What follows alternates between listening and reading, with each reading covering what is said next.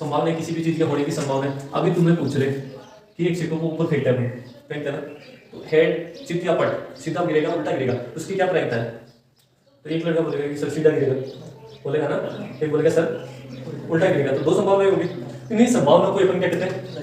प्रायिकता कहते हैं। किसी भी चीज, किसी भी स्थिति, किसी भी स्थिति की संभावना की प्रायिकता है। किसी भी चीज की संभावना क्या है? प्रायिकता है। ठीक है, प्रायिकता है। अब अधिकतम प्रायिकता कितनी हो सकती है कि भाई बड़ी से बड़ी संख्या बताइए, अपने को पूछते हैं कि सबसे बड़ी संख्या कौन सी होती है, तो अपन जितनी बार 9 लिखते हैं वही बड़ी संख्या हो जाती है, क्योंकि गणित में सबसे बड़ा कौन सा होता है? 9। पर अपने को पूछ ले कि बड़ी से बड़ी अधिकतम प्रायिकता कितनी होती है? अधिकतम प्रायिकता, अधिकतम प्रायिकता कितनी होती है? अधिकतम प्रायिकता 1। कितनी होती है? 1। एक से बड़ी प्रायिकता कभी भी नहीं होती। इसके बटे में कुछ ना कुछ संख्या लिखी हुई होती है, और बटे में संख्या का मतलब होता है 1 से छोटा। समझ गए? 1 के बटे में संख्या तो 1 से छोटा, अधिकतम प्रायिकता 1। ठीक है, अब हो गया। अब देख लेते हैं 2-3 क्वेश्चन मोस्टली आते हैं हमारे एग्जाम में, वो बता रहा हूँ। किसी भी चीज के होने की संभावना होती है उसको प्रायिकता कहते हैं। अधिकतम प्रायिकता कितनी होती है? 1। अब आता है सिक्के का, इसका सिक्के, सिक्के की स्थिति, सिक्के का, सिक्के के बारे में देख रहे हैं। ठीक है, एक सिक्के को अगर फेंका जाता है ना, एक सिक्के को, तो अधिकतम कुल परिणाम कितने होते हैं? 2। कुल संभावना कितनी होती है? तो होते हैं कुल परिणाम, कुल परिणाम। सिक्का 2 तरीके से गिर सकता है, सीधा और उल्टा। तो कुल परिणाम कितने हो जाएंगे? 2। कुल परिणाम कितने? 2 हो जाएंगे। अब अपने को सीधे के लिए पूछा तो हम सीधा बता देंगे, उल्टे के लिए पूछा तो उल्टा। अब सीधे और उल्टे में बड़ी दिक्कत होती है। सीधा और दूसरा कौन सा होगा? तो होता है उल्टा। सीधा और उल्टा, इनको क्या कहते हैं? चित और पट। अब चित कौन से को कहते हैं? सीधे को क्या कहते हैं? हमेशा चित। उल्टे को क्या कहते हैं? पट। उल्टे को क्या कहेंगे?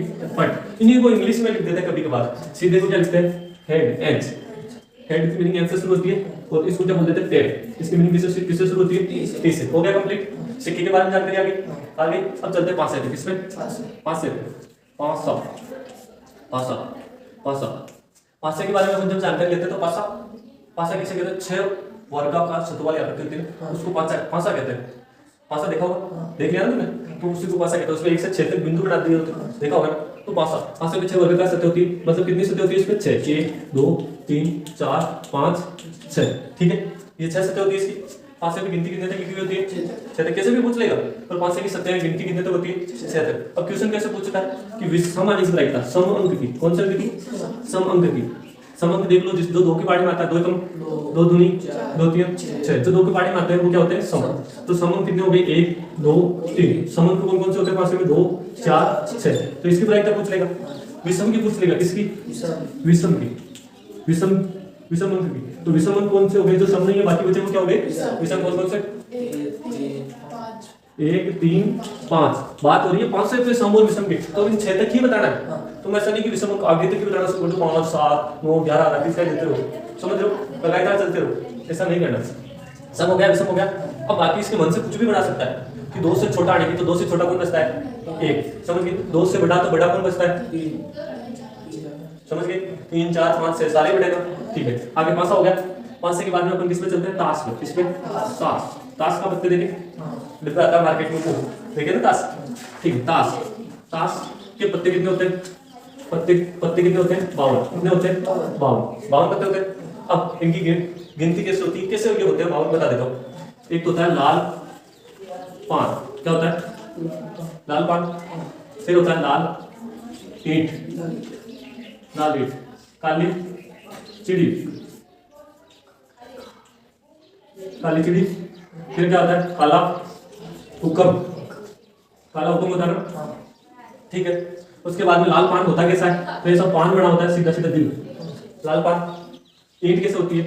ईंट होती है भैया, थोड़ा सा बड़ा बना दिया, ईंट होती है ऐसे, ये ईंट, समझ रहे हो ना? ऐसे गोल गोल, ये ईंट। फिर इसके बाद में आता है काली चिड़ी। काली चिड़ी क्या होती है? ऐसे 3 गोल गोल होते हैं और उनके ऊपर ऐसा, ये काली चिड़ी। काले रंग की होती है इसलिए काली चिड़ी बोलते हैं। काला हुक्म, काला हुक्म कैसा होता है? वही दिल है। हो गया। अब इसके ऊपर ऐसा, ठीक है, और ये काले रंग का होता है। कैसे रंग का? इसको कहते हैं काला हुक्म। बन गए। उसके बाद में आगे की गणित, एक होता है इक्का। क्या होता है? इक्का। और इसको किससे लिखते हैं? ऐसे। किससे? ऐसे फिर होता बादशाह, कौन सा बादशाह। बादशाह के बाद में क्या आता है बेगम, कौन आती है, फिर आता है गुलाम, कौन आता है गुलाम। इसको ऐसे लिखते हैं देखो, बादशाह को किंग, बेगम को क्वीन और गुलाम को जैसे, समझ गए, ये सारी गणित। अब देखो लाल पान है, इसका तो एक होगा, इतना क्या होगा, एक क्या होगा बादशाह, एक क्या होगी बेगम, एक क्या होगा गुलाम। ये लाल पान है, इसका एक तो होता है इसका, एक होता है बादशाह, एक होती है बेगम, एक होता है गुलाम। आगे चलते लाल ईंट, लाल ईंट के अंदर भी एक इक्का, एक बादशाह, एक बेगम, एक, समझ गए। लाल ईंट का भी बादशाह एक, इक्का एक, बेगम एक, गुलाम एक। काली चिड़ी का भी सब सेम है, इक्का एक, बादशाह एक, बेगम एक, गुलाम एक।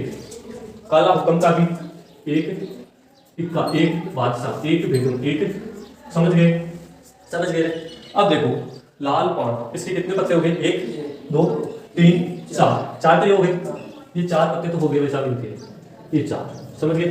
अब 4 के बाद में इनके पत्तों की संख्या होती है 13, कितनी होती है 13, तो बच कितने गए 9, कितने बच गए 9 तो आगे है, आगे प्लस कर दो 2 से 10 तक अंक, 2 से 10 तक अंक, और ये कितने हो जाएंगे टोटल मिला के 13, कितने हो जाएंगे टोटल मिला के, कितने हो जाएंगे 13। कैसे देखो, इतना होता है इस पे 1 लिख देते हैं, कितना लिख देते हैं 1 हो जाता है इक्के पे, फिर आगे 2 से 10 तक की गिनती, 2 3 4 5 6 7 8 9 10 हो गए 10, 10 के बाद 11 12 13 कंप्लीट। इसका भी सेम यही होगा, होता है 4 प्लस 2 से 10 तक अंक, टोटल मिला के कितने 13। इनका भी सेम 4 2 से 10 तक अंक, टोटल मिला के 13, 4 प्लस 2 से 10 तक अंक, टोटल मिला के 13। ये इनकी गणित होती है। अब जोड़ लो, 13 का पार्ट आता है तुम्हें, हाँ आता है। तो देखो 13 का 13, 13 दूनी 26, 33 39, 4 चौके 52, 52, और ये 52 ताश के पत्ते होते हैं, ठीक है, ये 52 ताश के पत्ते होते हैं। मोस्टली क्वेश्चन यहीं से आता है, समझ गए। कहता क्या, ताश की गड्डी के अंदर बादशाह आने की प्रायिकता ज्ञात करो। तो ये ताश की गड्डी मतलब पूरे ताश के पत्तों की बात हो रही है, कितने 52 में से बादशाह आने की, 52 में से कितने पत्ते होते हैं जो बादशाह के होते हैं 1 2 3 4, तो इसकी प्रायिकता हो जाएगी 4/52, कितनी 4/52। अब इनको कट रहा है तो काट लो, गणित में काटते हैं ना, काट लो आंसर आ जाएगा, तो 1/13 इसका आंसर आ जाएगा। 4 × 4 और 13 चौके 52, 1/4। ऐसे पूछ लेगा बेगम आने की प्रायिकता, तो वो का वही सेम 4/52, 1/13 इसकी प्रायिकता हो जाएगी। गुलाम आने की प्रायिकता 4/52, तो ऐसे अपने से क्वेश्चन पूछा जाता है, ठीक है। ये अपने प्रायिकता से संबंधित था। पहले अपन ने देखा सिक्के के बारे में, सिक्का सीधा तो उसको क्या अपन क्या कहते थे चिट, और इंग्लिश में हेड, उल्टा है तो बट और टेप। 5 से भी गिनती कहां तक लिखी होती है 6 तक, समअंक 2 4 6, विषम 1 3 5, ठीक है। ताश के पत्ते कितने होते हैं 52। अब देख लेते हैं प्रायिकता का सूत्र।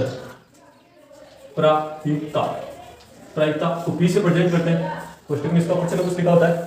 प्रायिकता का सूत्र क्या होता है, अनुकूल परिणाम